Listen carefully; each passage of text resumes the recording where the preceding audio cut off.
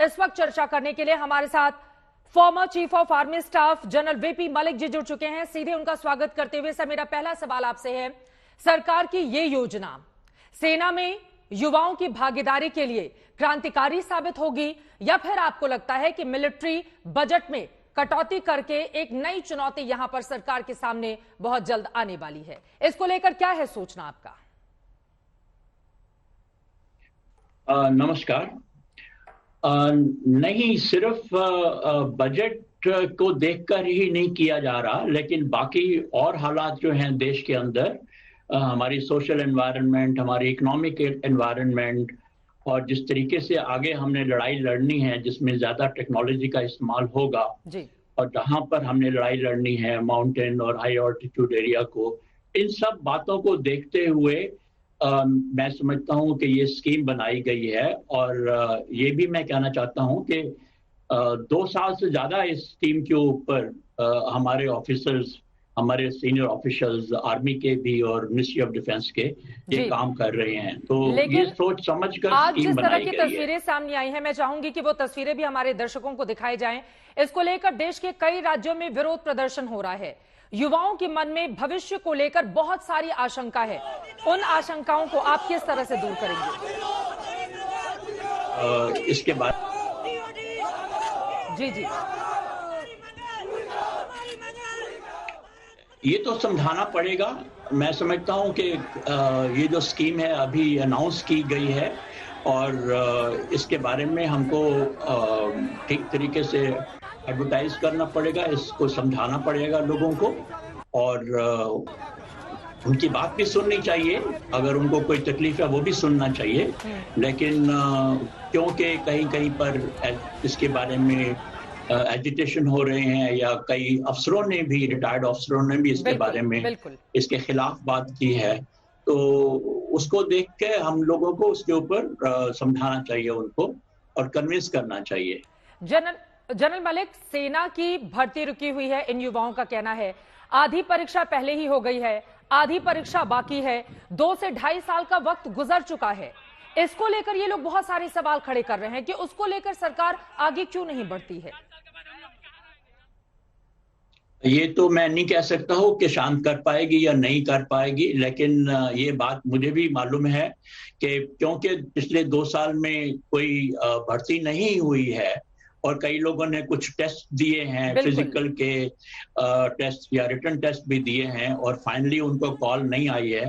पिछले 2 साल में ये हुआ है, तो ये नेचुरल है कि जो लोग भर्ती होना चाहते थे और बड़े कीन थे भर्ती होने के लिए, अगर उनको मौका नहीं मिला तो वो तो नेचुरली अफसोस करेंगे, दुखी होंगे।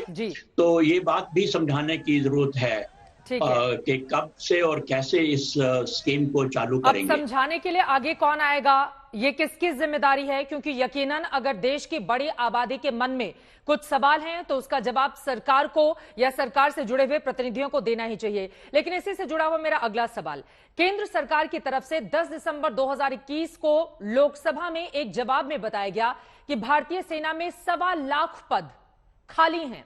इसको क्यों नहीं भरा जा रहा है? क्या चुनौती सामने आ रही है जिसको लेकर अभी तक ये तमाम पद रिक्त हैं और इसी को लेकर जगह जगह जो युवा हैं वो सवाल खड़े कर रहे हैं? देखिए, अभी जो मैंने सुना है कि कोई 45 या 48 हजार लोग को भर्ती किया जाएगा इस स्कीम के अंदर, आर्मी, नेवी और एयरफोर्स को मिलाकर।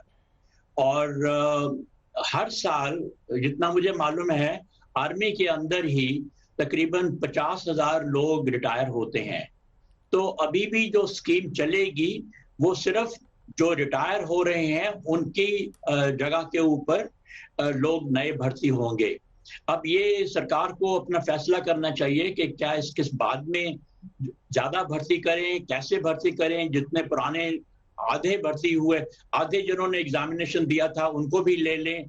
तो ये तो सरकार का फैसला होगा, इसके ऊपर मैं अभी कुछ कह नहीं सकता हूँ। लेकिन जितना नंबर अभी बताया गया है उससे सिर्फ हम लोग जो रिटायर होते हैं आर्मी के अंदर हर साल, उन्हीं के जगह के ऊपर नई भर्ती कर पाएंगे। ये बड़ी बात आपकी ओर से कही जा रही है कि जो लोग रिटायर होते हैं उनकी जगह पर इस तरह की भर्ती हो रही है और सरकार की ओर से बड़ा ऐलान किया गया है। लेकिन चूंकि आपने भी इस बारे में जिक्र किया, बहुत सारे आर्मी ऑफिसर इसको लेकर सहज नजर नहीं आ रहे हैं, लेकिन आप इसकी खासियत बता रहे हैं। अगर ये आखिरी सवाल मेरा आपके सामने, 3 बड़ी बातें इस योजना को लेकर अगर आपको समझाना पड़े, खासतौर से उन युवाओं को जो इस वक्त विरोध प्रदर्शन कर रहे हैं, तो आप इसकी बेहतरी किस तरह से बताएंगे उन्हें? देखिए, पहले तो ये मैं बताना चाहता हूं कि अभी जो हालात हैं सोशो इकोनॉमिक के, हम जितना बजट हम खर्चा कर रहे हैं डिफेंस के ऊपर, कई सालों से मैंने देखा है कि हम लोग उसको 2.5% से ज्यादा नहीं पा रहे हैं, जीडीपी का उससे ज्यादा खर्चा नहीं कर रहे हैं। एक तो ये हालत है। दूसरी बात ये भी है कि अभी हमने कई सालों से कोई अपनी रूल्स ऑफ एंगेजमेंट जो है भर्ती करने के, वो बदली नहीं किए थे, और इससे बहुत मैं समझता हूँ कि टेक्नोलॉजिकल जो चेंजेस आ रही हैं वो उसमें कमी आ रही थी। और तीसरी सबसे बड़ी बात ये भी है कि अभी जो लीडर्स और लेड की जो रेशो है, खासकर इन्फेंट्री बटालियंस में या बाकी रेजिमेंट्स में अंदर, वो थोड़ा डिस्प्रोपोर्शनेट हो गई है।